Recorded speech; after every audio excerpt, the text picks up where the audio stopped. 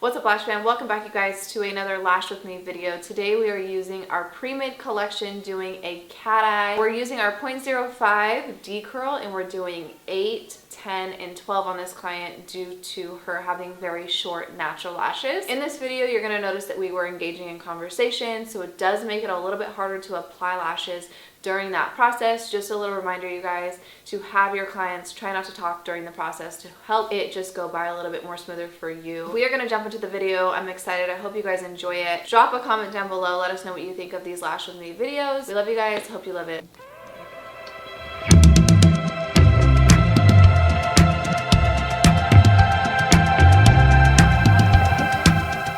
How's it feel?